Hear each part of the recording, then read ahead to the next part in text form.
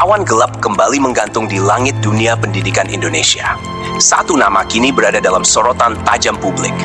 Juris Tan, mantan staf khusus Menteri Nadiem Makarim, diduga kuat terlibat dalam pusaran korupsi proyek pengadaan Chromebook di Kemendikbudristek. 3 kali dipanggil penyidik, 3 kali juga ia mangkir. Bukan sekadar mengabaikan hukum, Juris Tan seperti menampar wajah keadilan di negeri ini. Tapi Kejaksaan Agung tak tinggal diam. Langkah tegas sedang disusun. Red Notice segera diterbitkan.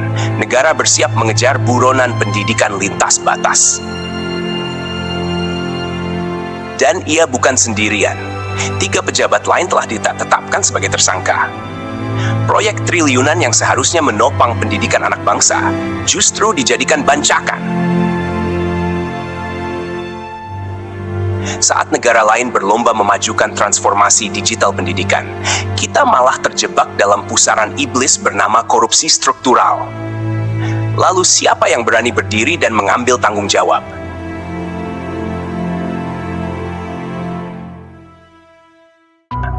Jakarta Amateur News.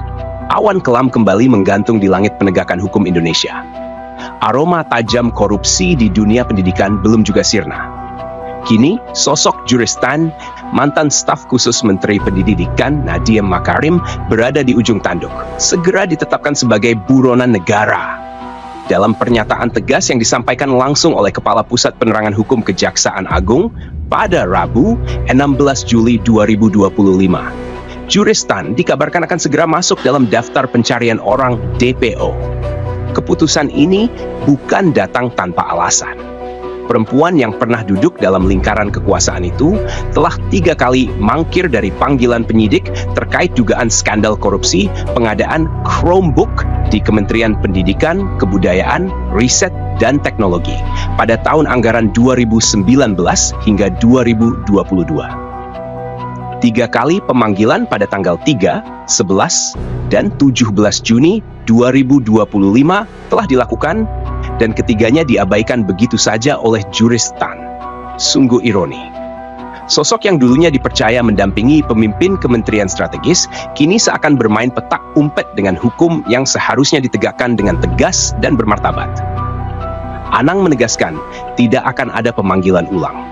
Penyidik kini sedang menyiapkan langkah lanjutan, menetapkan DPO dan menerbitkan Red Notice. Ini adalah sinyal keras dari Kejaksaan Agung bahwa permainan telah usai. Juris Tan bukan lagi sosok yang bisa berlindung di balik jabatan atau status akademik. Ini adalah panggilan keadilan, dan keadilan tidak bisa ditawar. Lebih jauh, sebelum penetapan tersangka dilakukan pada Selasa malam, 15 Juli 2025.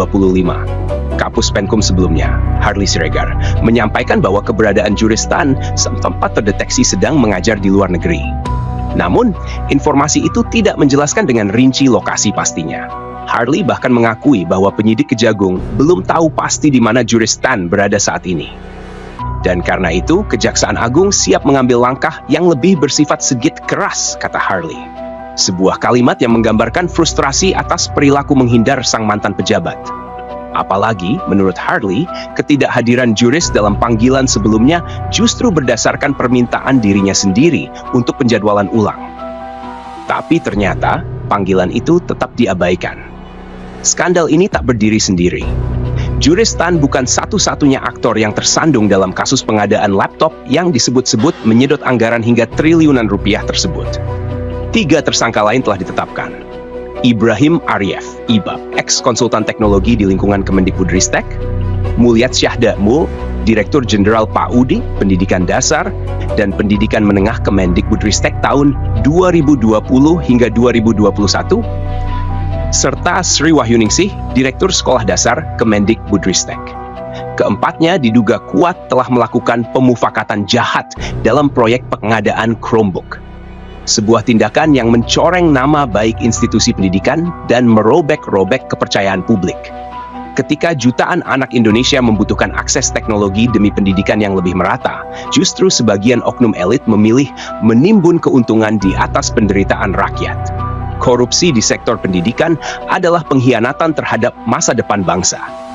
Tidak ada istilah kompromi terhadap mereka yang berani mengkhianati kepercayaan rakyat, apalagi dalam ranah sepenting pendidikan.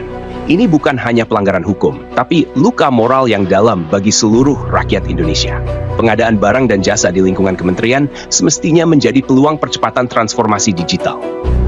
Namun jika prosesnya hanya menjadi ladang kong kali kong antara pejabat dan pihak-pihak berkepentingan, maka pembangunan pendidikan tak lebih dari topeng penuh ilusi. Miliaran hingga triliunan rupiah digelontorkan, tetapi apa hasilnya jika mental korup dan sistem yang permisif terus dibiarkan? Kini, langkah Kejaksaan Agung sangat ditunggu publik.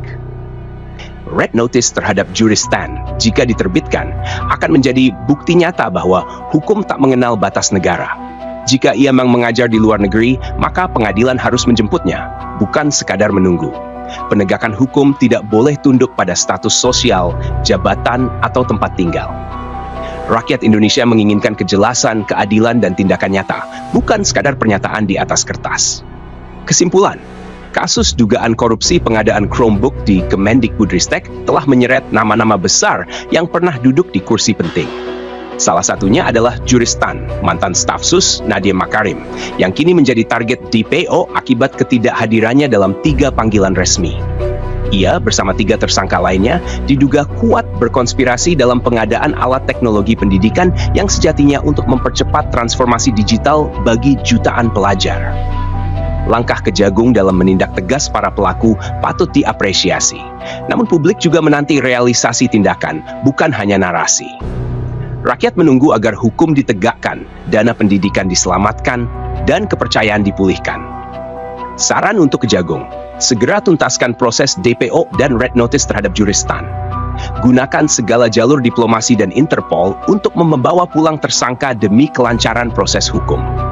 Untuk pemerintah, evaluasi sistem pengadaan barang dan jasa di semua kementerian, terutama di sektor vital seperti pendidikan. Perkuat sistem audit dan pengawasan secara menyeluruh. Untuk masyarakat, terus kawal proses hukum ini. Jangan biarkan kasus ini tenggelam di telan berita baru. Karena ini bukan sekadar tentang laptop, tapi tentang integritas negara.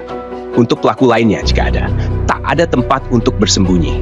Rakyat menuntut pertanggungjawaban. Jika Anda bersalah, hadapilah hukum dengan berani dan jujur.